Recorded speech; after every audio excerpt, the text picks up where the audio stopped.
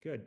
So the room is starting to fill up, and thrilled to have you with us. My name is Joe Swimmer. I'm Executive Director of the Episcopal Parish Network, and thrilled to welcome you to this conversation about community engagement. This is an important topic in this moment in particular, and it's wonderful to have our panelists with us.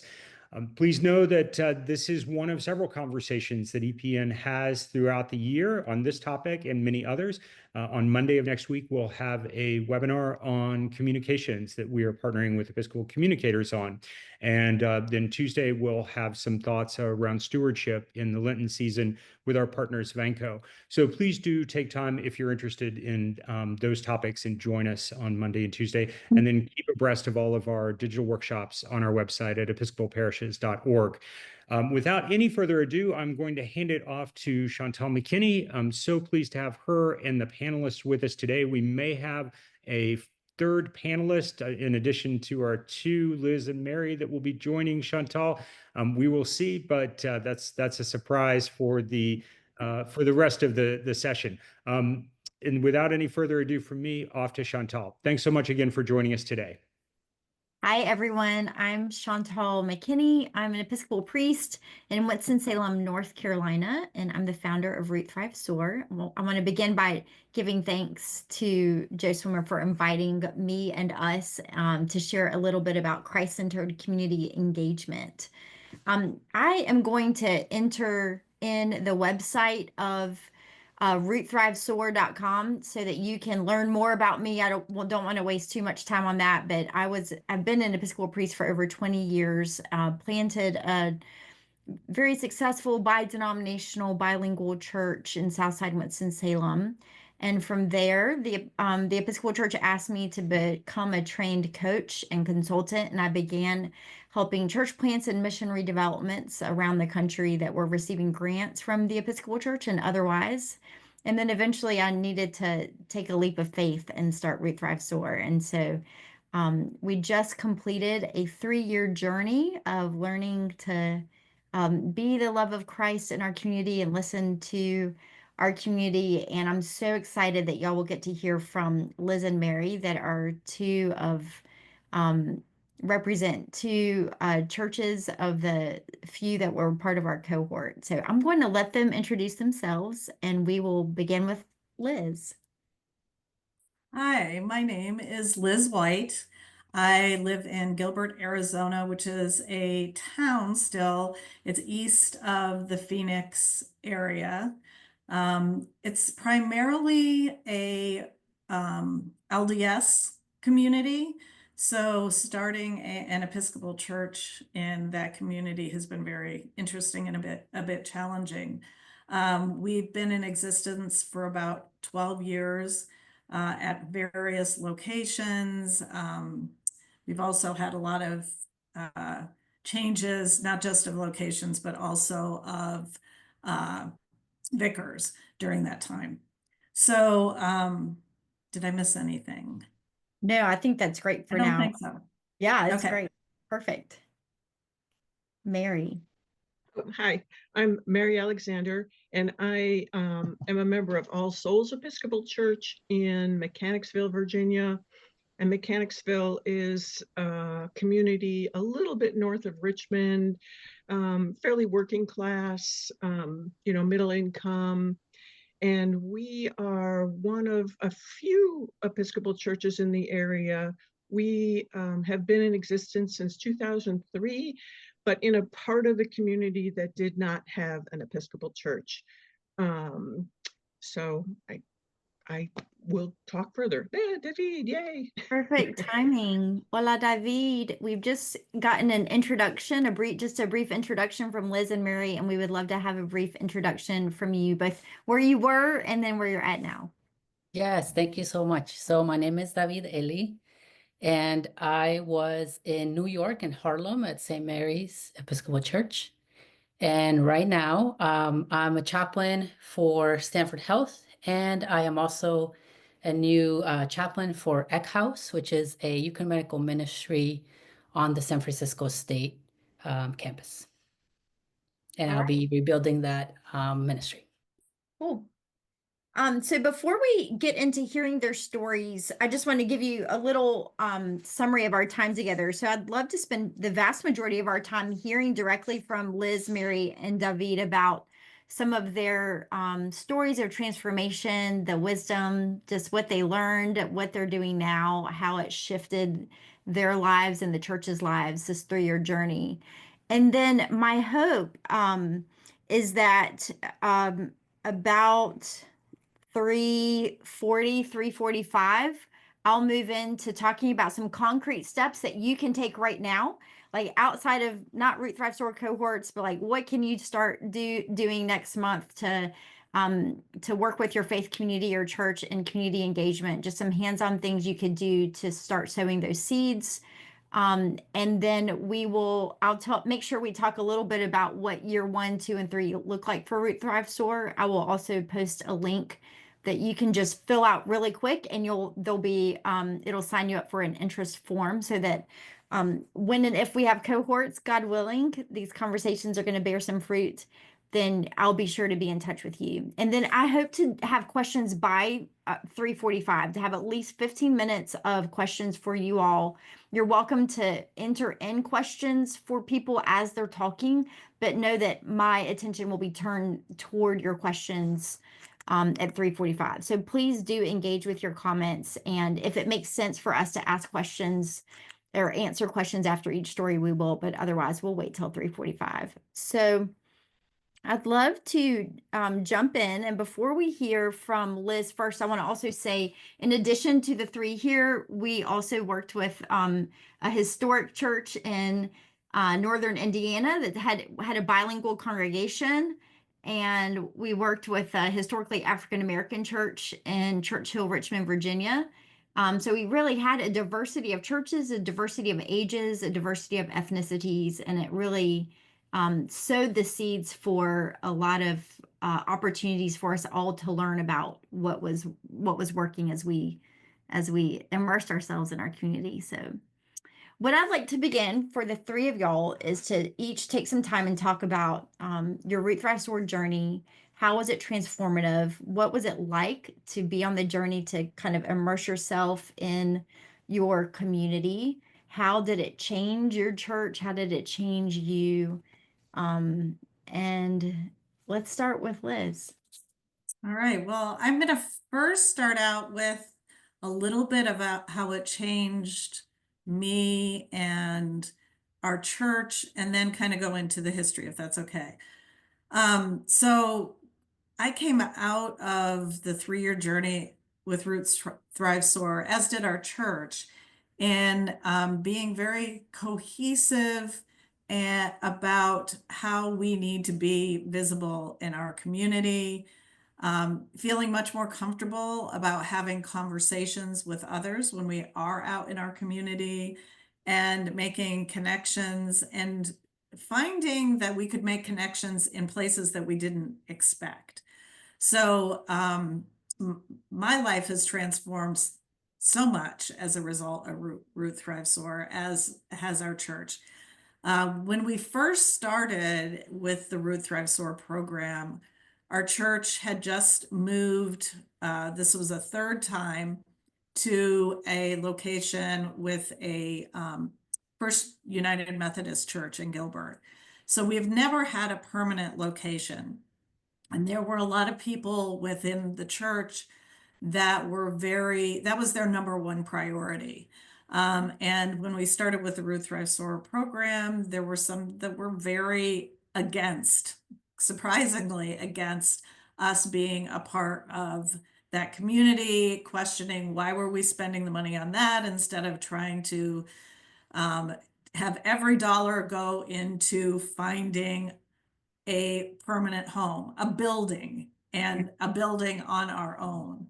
And then there was another group of us who felt kind of the opposite. It's not about the building. It's not about spending our time and our money trying to find a building. Just be where we are and work from there. There's no reason not to do that, and that shouldn't be our priority. So it was really a rough year, our first year. And Chantal can corroborate that. We spent a lot of time with Chantal getting having one-on-ones with her and coaching. So that was one of the best parts about Root Thrive Soar, is Chantal's expertise and knowledge of how to navigate us through that difficult time of trying to really become a church outside of our building and being out in the community and having conversations with people. So we weren't sure. I just want to, can I say one thing? I Yeah. want to make sure that they Yes. know this, because Liz, as Liz said earlier, Resurrection is a younger church. And when COVID happened, it stopped everyone Oh, yeah. in our tracks. But for church plants in particular, it's really, really challenging, because in order to start a church or to redevelop an existing church, you have to have upward, forward moving momentum. It does not work to flatline, and COVID forced all church plants to flatline. So church plants that flatline, it really, I guarantee you the statistics would show that a lot of church plants did not make it after COVID, because you have to have the forward movement, because you're not in a pattern of maintenance. A lot of churches on this call are probably able to maintain and are doing okay. As we all know, studies show that a lot of our churches that are in maintenance mode are not doing so well now. We're in a moment as a denomination. But so Resurrection was in a really critical point as a church plant post-COVID. They had to get back into the community, back meeting people.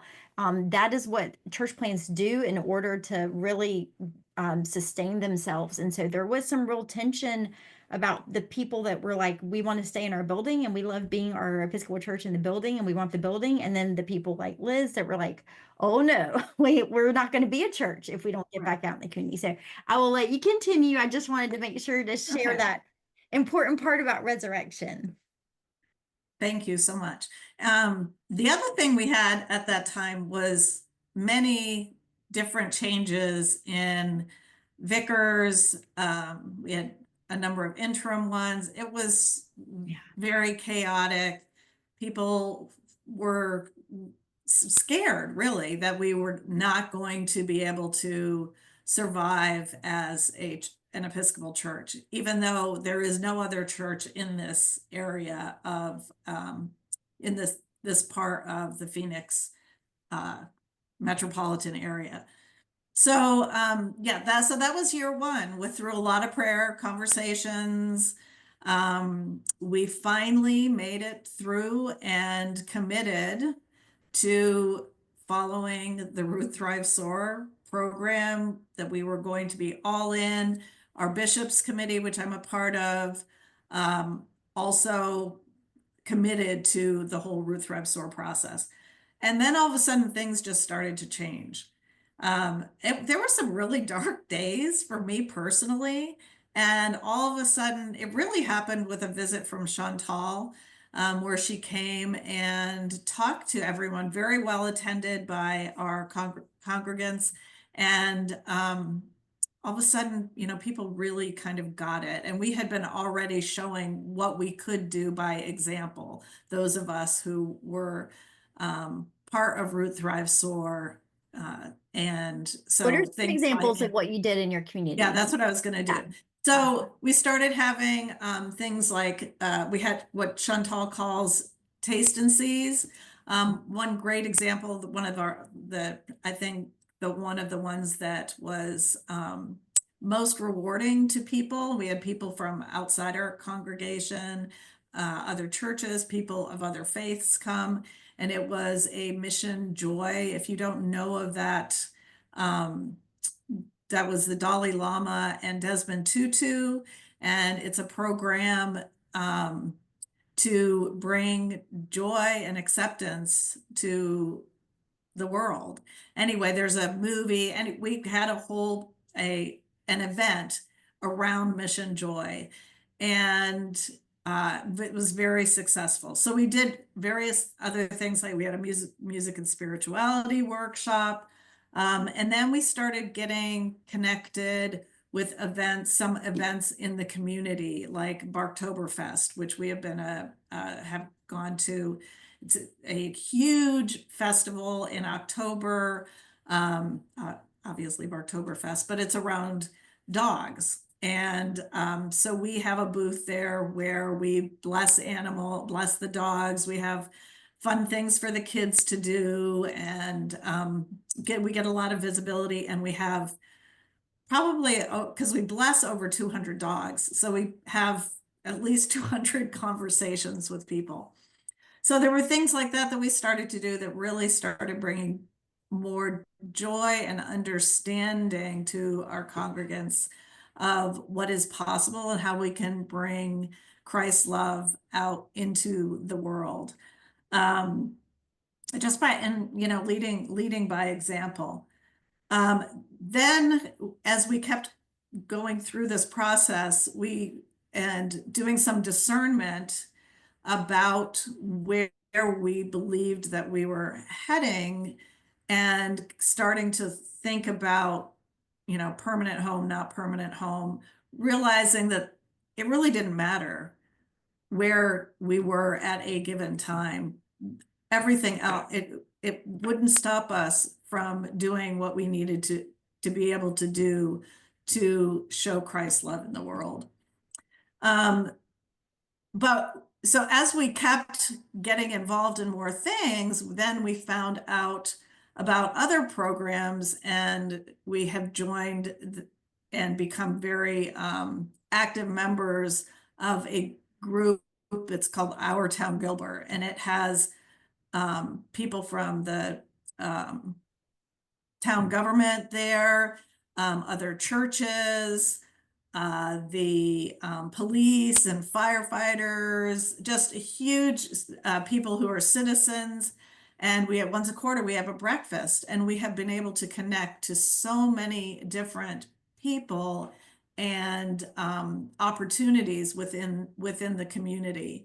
And every time we go, we just learn of something new that we can be involved in with the community. And so it's just changed us. If I look at our church now versus where it was 3.5 years ago, it's not the same. We're all, as far as I can tell, we all seem to be on the same page. We're excited about what's happening.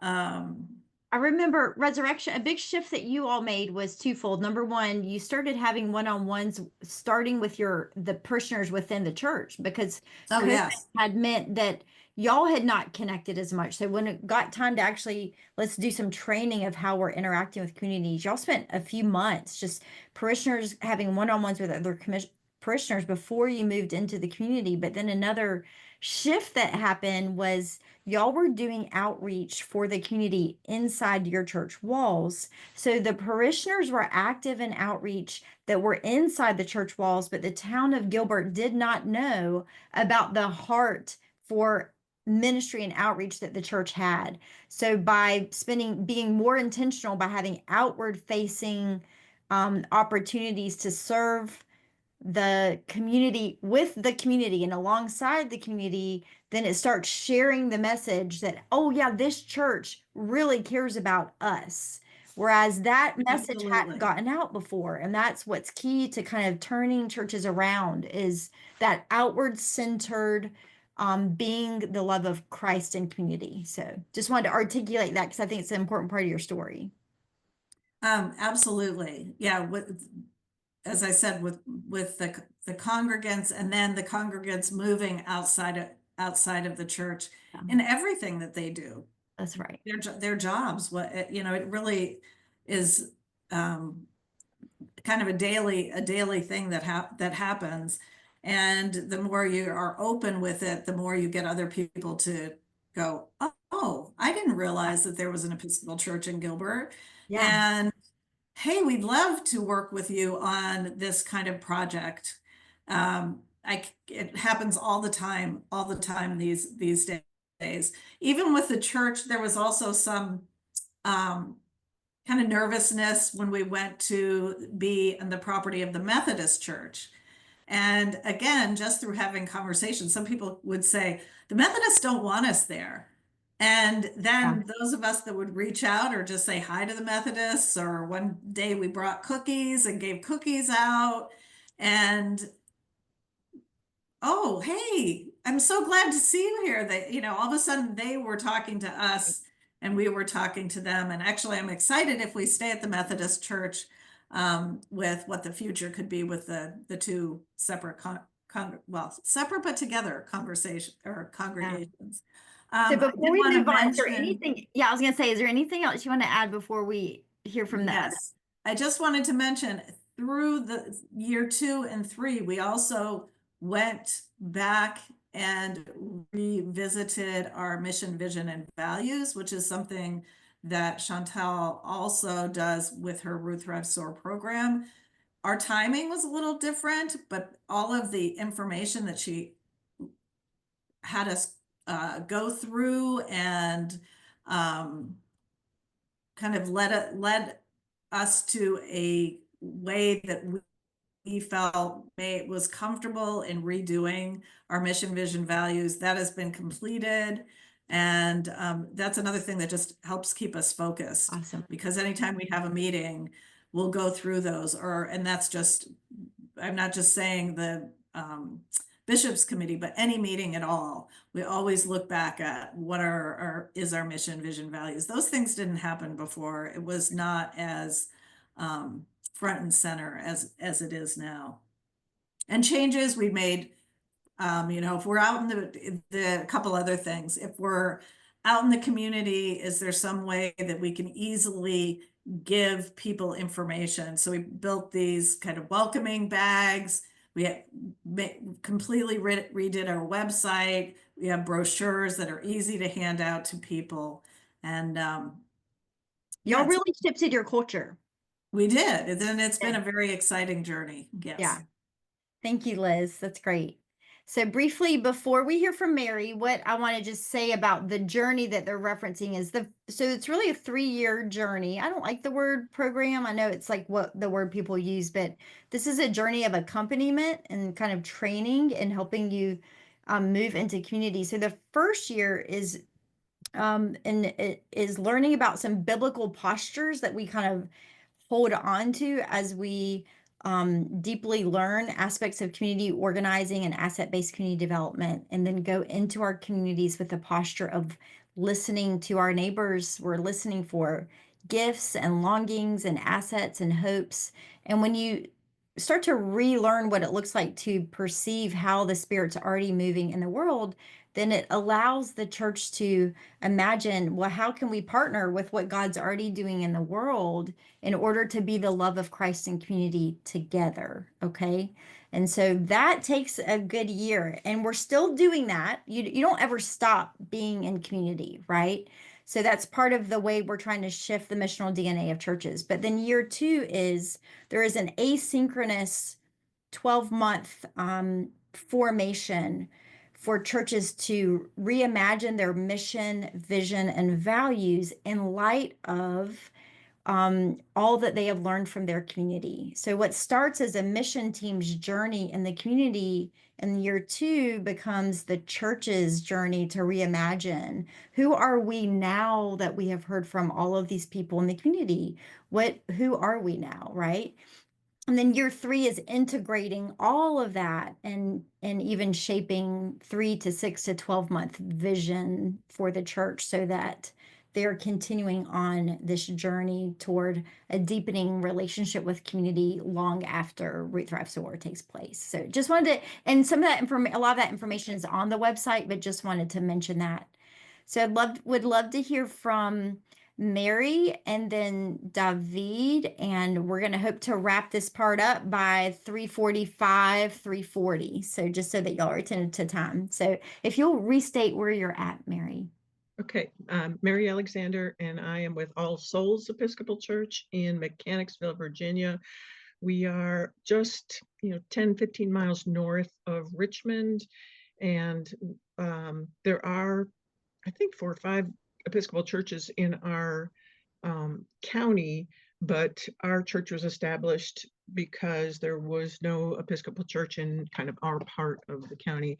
And that really is kind of interesting because, well, first off, when it was Bishop Brooke Davidson, who was one of the bishops of in Richmond at the time, was received the invitation probably from Chantel, and she reached out to us knowing that we were a plant church and things were going on with us, and we were, I don't know, just ready for something new and different. So she approached our vicar at the time with the program. She brought it to the vestry, and I was on the vestry at the time, and I strongly remember that meeting. This was kind of post-COVID. We were still meeting in a separate area in the church where we worship, that I'll get to in a second. Separate, we were masked. Sometimes we had worship services outside. It was just, we had to rethink everything during that period. But we were in this teeny tiny classroom, and I could just feel the negative vibe, like, who's going to do that? We're exhausted. And I have a background. My background is in education. I've been a teacher. I ran a social service agency in Eastern Kentucky for about 15 years. Went back to teaching. Anyhow, so I have had a varied career. But I knew that since I lived in the area, I didn't really feel that I had gotten involved in the community in the way that I had in other places that I lived. So I just had this little niggling voice saying, you can do that. You can be the leader. And at that meeting, when, who's going to do it? Who's going to lead it? And I said, I will. I really think this is important for us to get involved in. And that's when it started. The vestry went along. It was a split vote, but they decided to go along with it. And after that, I'm a pretty good salesperson when it comes to this kind of stuff. And I was able to gather a team of I think there were like 8 or 9 of us from the church involved in different aspects of it that would attend the Zoom meetings. And for us, the biggest challenge at the beginning was figuring out, where is our community? And that's because we had 3 different things going on. We worship, we don't have a church. We worship in a Lutheran church in one part of Mechanicsville. We have a house in another part of Mechanicsville. And there was a piece of land that was designated for us way back in the early 2000s where a church would be built, but the funding for that dried up. So there was still a sign there. So people were always saying, oh, you're that place that's going to build a church. Like, no, we're not going to build a church. But anyhow, so we had to figure out what is our neighborhood? Where do we even start? And it was Liz that said, you have a house, and we didn't even, I guess we didn't see it as an asset. So, we started to think of that house. Plus we have several acres there. And we are now going into our 12th year of having an organic community garden at the grounds as well. So, part of that first year was just figuring out who's our neighbor? What is our neighborhood? Where should we focus? And I have to admit that when we started to talk about doing one-on-ones, we have a lot of extroverts on the leadership team, but we were all kind of like, what? We're going to go out and talk to people one-on-one that we don't know in the neighborhood. What? So what we did, because again, we were post-COVID, we were trying to figure out who we were. We hadn't been able to be together in ways that we enjoyed. So we started with our leadership team. Let's just spend time with each other, getting to know each other. Then we kind of spread that to the church, and we did something called Question of the Week. And it was something simple like, what was your favorite toy when you were a kid? Or it was just some silly thing to get people in the church to start talking to each other again. So we went from our committee to the church, and then we went to the neighborhood. And one of our team members said, oh, let's take vegetables to the neighbors because we have this huge garden. So we got a wagon and put tomatoes and giant cabbages and all kinds of stuff in the wagon. And we went to neighbors around the Atlee house, which is what we call our house. And we literally went door to door and said, hi, we're the little yellow house over there. We are from the Episcopal Church, and we'd like to share some vegetables with you. And we'd, just like to get to know who you are and tell us a little about yourselves. And it was wonderful. It was really, really wonderful. It was hot. I remember it was in the 90s. We were pulling our wagons, sweating, but we did it anyway. And people that would use their little ring things on their doors and say, who is it? What do you want? And we'd say, well, would you like some tomatoes or cabbages from our garden? And they would open the door and very suspiciously. And then I remember one lady said, do you have any cucumbers? And we said, well, not yet, but we'll be sure to bring some cucumbers for you when they come back. So they knew our house, the little yellow house over there with the garden. That's us, that's the church. So that was kind of the beginning to just get us to think about who are our neighbors around the Atlee house. And like Liz's church, then we started to focus on what are some things that we can do or create to bring the neighbors to us. So several things. We did blessing of the animals, like Liz did, right at the Atlee house. We had signs and we were standing on the road and we had somebody dressed up as St. Francis and people were bringing their cars in, getting their animals blessed. I remember at Advent time, we decorated one of our trees, a dogwood tree, with blue lights. And we went to the neighbors and told them that the purpose of the Advent tree was to include prayers from the neighborhood. And so we asked people if they would like to put a prayer on the tree and that we would be praying for those intentions on Sundays. And the stories that we heard and the just the things that people were telling us. And, they would say things like, well, I belong to a church, but I think that what you're doing is really, really wonderful. And I remember going back to the Atlee house that afternoon, and one of our vestry members was there, and he said, oh, I could never do that. I could never go, just to somebody's door and do something like that. And we said, this is really holy work. This is really holy work. And, he said, well, I'm really glad that you can do that you are doing that. So again, we did some other events for, instead of a pancake dinner on Fat Tuesday, we bring in a funnel truck and again, invite the neighbors, and we get people from the neighborhood. We get people, we're on a pretty busy road. And so we get people just stopping by. So we have a lot of conversations with folks. This is who we are. This is what we're for.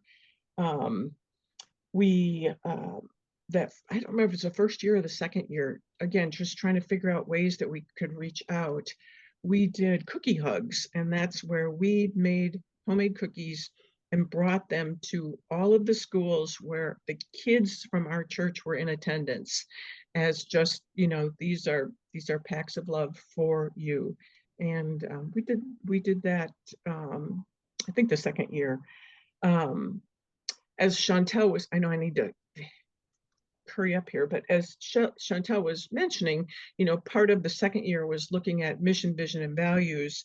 And I was on the vestry at the time, and I believe I was senior warden at the time. So we were introducing that information to the vestry and just trying to figure out, how we could begin to do that. And like Liz's church, we didn't finish, and we're still not finished with that. This last year, we did 4 visioning sessions with the entire congregation, looking at who we are, why do we need to be in existence where we are, what are our values, who are our leaders, and and for me, anyways, I really think that as a church, we look through everything that we do now. We look through the lens of Root Thrive Soar. How is this impacting the community? How is this involving the community? How is this affecting our neighbors? So it's really changed us. It's really changed the way that we look at who we are and what church is. And one little aside, one of our leadership team members, her husband passed away. I want to say it was in August of 23. And she wanted to, again, she wanted to do something to honor her husband. So we put a playground in at the Atlee house for the neighbors. We received a grant, we received donations from the community, we, received donated labor and so on and so forth. But there is now Mr. Jim's playground at the Atlee house for the neighbors. That's awesome. So, we just think in a different way than we did before. Yeah, and I imagine like how many people in your community now have a different perception of All Souls because they see what you're doing, they see how outward you are. And you, if I recall correctly, Mary, are now pretty active. Like you're active in the NAACP. You're active Yeah. in a lot more ways in the community than you were before, kind of on behalf of All Souls. So the way that you're in solidarity with the community seems to have really increased. Oh, definitely. Yeah. And we got our t-shirts, and we wear our t-shirts to different types of events just so people can recognize, oh, you're that church. And we're no longer, oh, the church that's going to build over there. No, we're just. And just to be clear, there's more to Root Thrive Soar than taste and see events. It's important to create events that are relational, that allow the church the community to understand who is the faith community, what are our ministries and passions. But it allows us to share who we are in a public way. But then there's also an element of solidarity and accompaniment that goes alongside the listening. And when you're doing all this listening, the one-on-ones, and Mary and Liz are right. I always say this to groups, but the first couple months that people are trying anew to be in the community is hard. It's hard to do the new thing. And if you can endure it, it's kind of like going to the gym for the first time, knowing you're going to be sore. Then a few weeks in, a few months in, you're going to say, hey, I can do this. I've got muscles I didn't know I had. And I feel weird now when I'm not doing it. And so what I've noticed about the churches is that they've taken on the new perception of being more community minded, and it's changed them for the better. But in the beginning, is it a little uncomfortable? It absolutely is. So thank you, Mary. And we're going to shift to David. And I can't wait for you to hear about what David did in Harlem. And I want to preface it by saying I consider what David did to be a gestational, meaning from the ground up, sowing the seeds. And before anyone viewing it says, oh, this doesn't apply to me because I am at a church. I'm not starting a new church from scratch. The way that you start new ministries is how churches redevelop. It's the same energy of starting something new. So in many ways, the wisdom that David and other churches share with us, it's really relevant for any church at any age. So David, I'll let you take it from here. Yes, thank you. That's it's so great to be here. So my name is David, and right now in California, but as I mentioned at the beginning, I was in Harlem at St. Mary's in Manhattanville in New York City. And it's definitely really important to contextualize. Like I was in New York, we were in New York City during the pandemic where thousands of people were dying. And we were coming out of that, and people were significantly traumatized, right?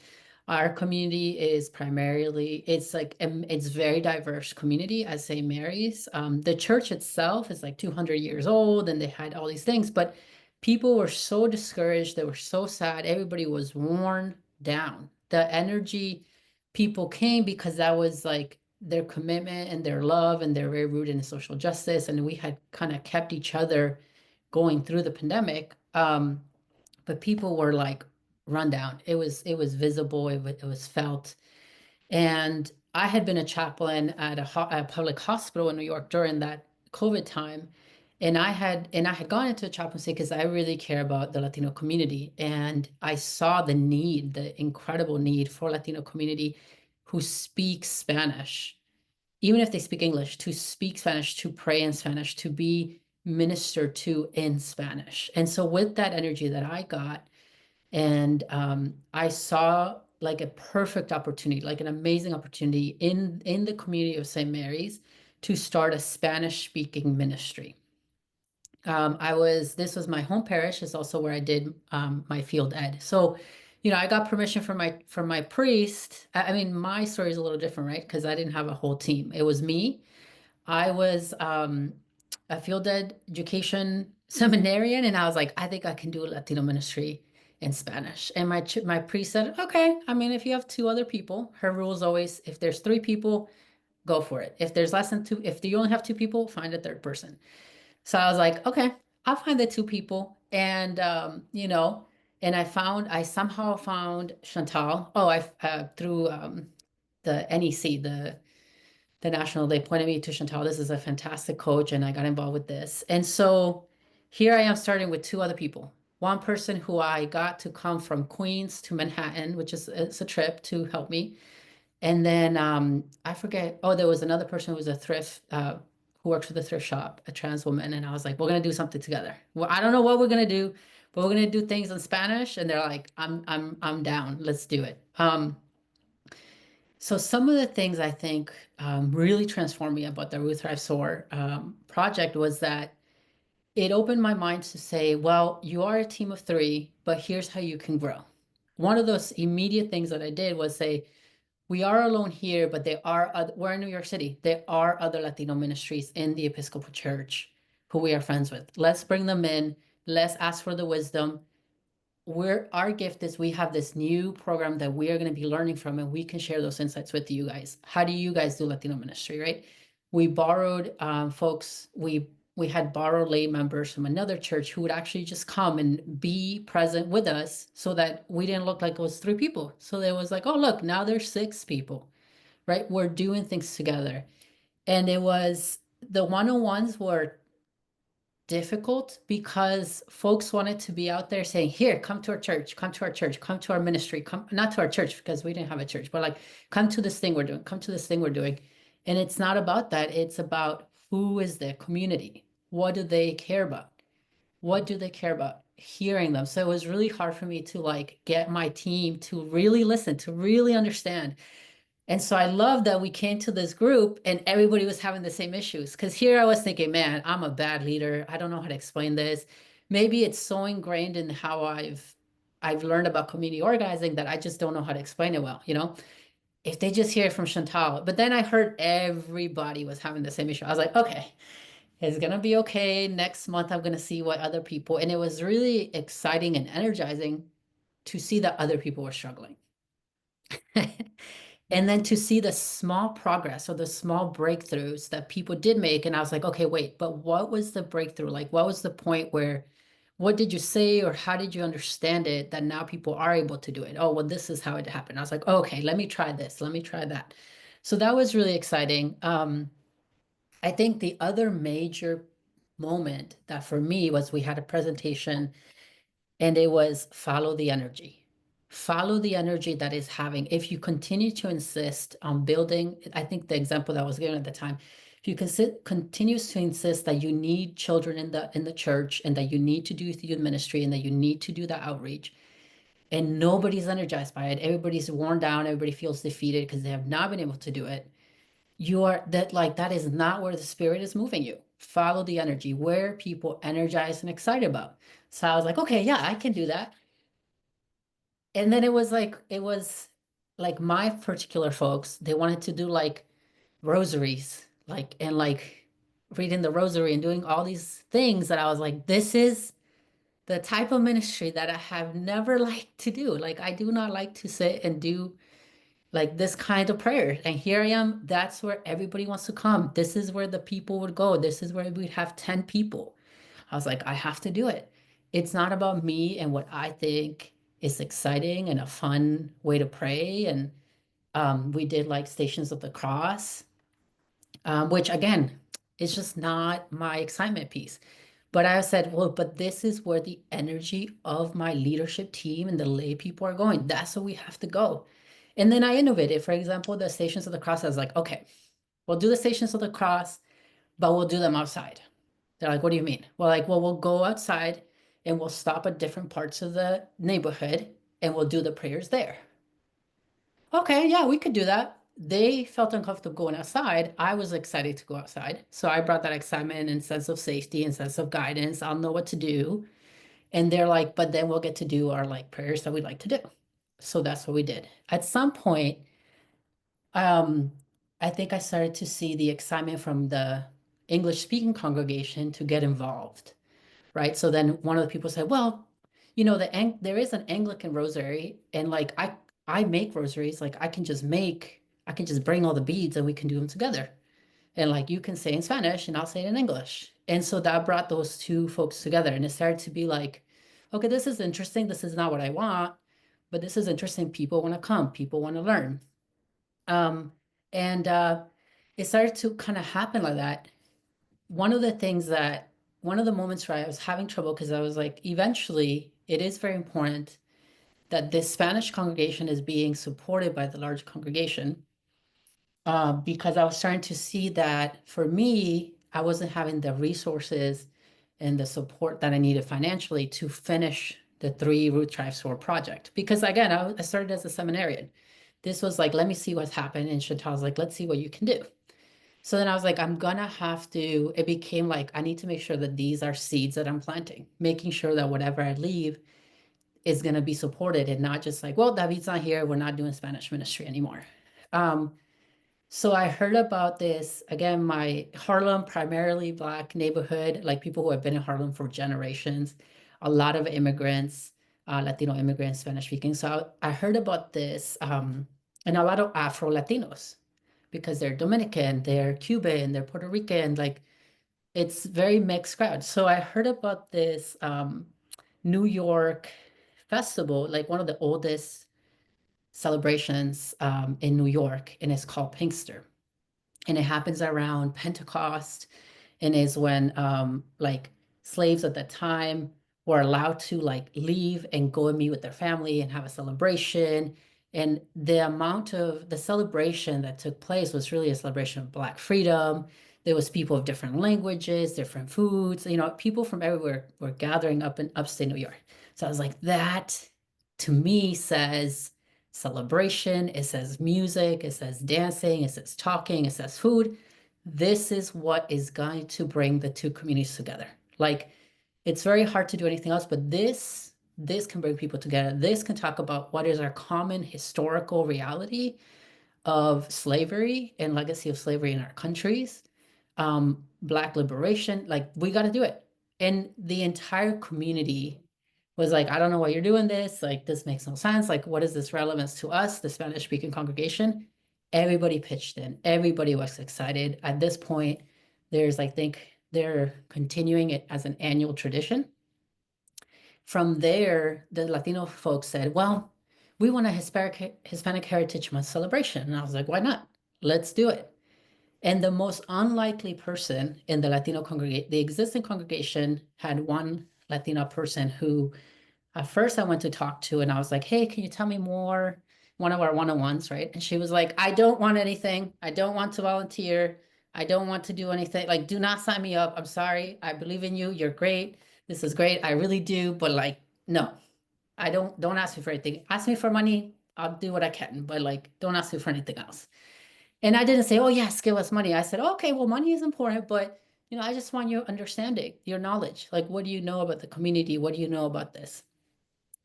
Well, anyways, all to say is eventually she has, from the excitement and understanding how important this is and how much she valued Pinkster for how it brought together the community that she wanted, she is now leading the Hispanic Heritage Month celebration every year. It's the one thing she does, but she does it every year. So in many ways, I got to plant seeds. I didn't get to see the project out of the 1 year, where I think it's like where you're just shaped and formed, and you're able to like be like, no, we can do it. We can go to where we're going. Like it stayed there, and then I left. And what has since happened is that they said, we love being together. We love the activities that David did, where we are doing everything bilingual, where there is Spanish and there is English, but we just want to be together. We want to be together. And so they have been doing that for a while, bilingual healing, bilingual services. Even the priest said, well, which Sunday would be the best? I said, the healing one, because that is really important in Latino culture. And just to wrap it up, now they have a bilingual deacon who actually was one of the borrowed team members from my project. Now he's the deacon in training. He chose our church because he was like, I know that church. I want to be there. And the last I heard, they were starting to do coffee hour in Spanish. So I'm like, oh, yes, this is the beginning of the end. It's coming again. Anyways, so that is my story and I'm sticking to it. I love it, David. David, as he said, he was only able to be active for 1 year since he moved, but as he showed, the seeds that you sow when you go into your community faithfully and bring others along, the 2 by 2, the seeds sprout and take root. And David is not bragging on him, so I will, but David received the Director's Award for the Episcopal Evangelism Society due to the project, due to his faithful work in the community. And it really was inspiring, and it's obviously still inspiring today. We have our first question. And before I move to questions, I promised I would say, like, what's the practical thing that you can do now? What I like to tell churches, I do work with churches outside of the 3-year cohort as well, but my preference is the cohort model. But I have worked with a lot of churches who begin by doing a Bible study, a church Bible study of Mark 6, 6 through 13. This is Jesus ascending the mission of the 12. So if your church is like, what's the first thing we do? I would say, do some roundtable discussions of the Bible study about Jesus's mission of the 12 and get your church talking about how did Jesus send people out into community? What did he instruct them to do and not to do? What does that look like for today? For 2025 in our context, how would we translate that? What is our instruction? And then also begin having conversations around the concept of, if Jesus were alive in the flesh in our community for a few days, who would he spend his time with? And what would he do? And not to say this in the wrong way, but who would he not spend time with? If he's focusing on this group of people, who is he not putting so much energy around? And then how is that reflective of your faith community? And so then to ask, what are the first steps that we could take in order to align ourselves with what we think the living Christ would do if he were here? And just start assessing people's energy around that conversation, assessing people's energy around what it looks like to put feet to pavement, and just kind of asking someone to have coffee that is a stakeholder in your community about wisdom for ways that your church can be involved in spreading the reign of love with others, but just to begin those conversations, to keep them biblically grounded and to keep going back to what did Jesus do? How does that apply to us today? So we welcome questions. We have one question from Peyton. I'm going to read the question and I'm going to start to give y'all a little bit of time to answer. I'm going to start by briefly sharing what 2 of the other churches did that aren't on the call. So Peyton said, I love David's sharing on how the deep engagement with community around the church and attention to God's movement there led to a shift in how the church engaged worship. I'd love to hear more about examples of how this thoughtful attention to needs, interest, and joy in the surrounding community has led to shifts in how participating churches structure and engage worship and spiritual formation offerings. So while our panelists are thinking about that, I want to briefly say St. Thomas Santo Tomas in Plymouth, Indiana was part of our group. They're a historic church with a Spanish-speaking and English-speaking congregation. And as a result of the Root Thrive Soar and the conversations in community and with one another, they started merging and doing some intentional merging of the 2 congregations. They maintained a separation, but they began having really rich bilingual worship services on a quarterly basis. And they began an intentional time of interconnecting with one another in deeper ways. They then started having, during their visioning session, they started imagining what it would be like to have their Sunday formation be on a Friday night. particularly the Latino community wanted to fellowship. They wanted to talk and eat and have an extended time of just being together on Sunday.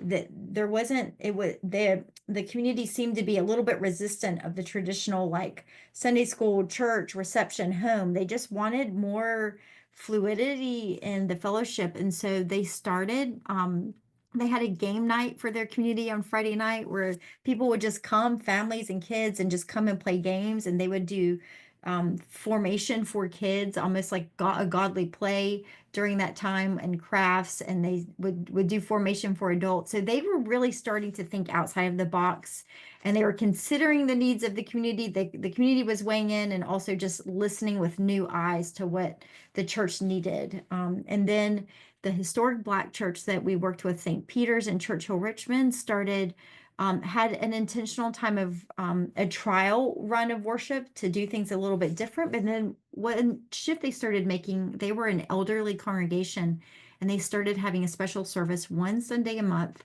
that was particularly for children of the community, and they brought in children. It was a little bit briefer. They switched up their worship, but they immediately saw a diversity of age. To my understanding, they're still doing that just once a month, because of course the current population did not want to do that every Sunday, but the once a month is breathing new life into them. So do y'all have anything to add for Peyton's question? I can add really quick. One of the things I noticed was a lot of our folks, Latino folks, they would come and they would sit in the garden, which was fenced off, but the door was always open.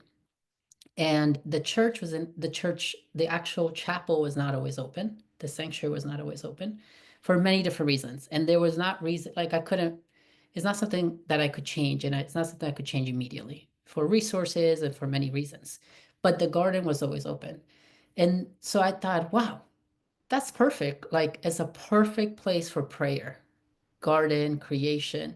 And so I thought, and I know that Latino folks have many devotions to a million different, like Virgin Marys, right? So I said, let's get a Virgin Mary in the garden. Let's build a little shelter for her. Like, I grew up in Colombia seeing a lot of that outside.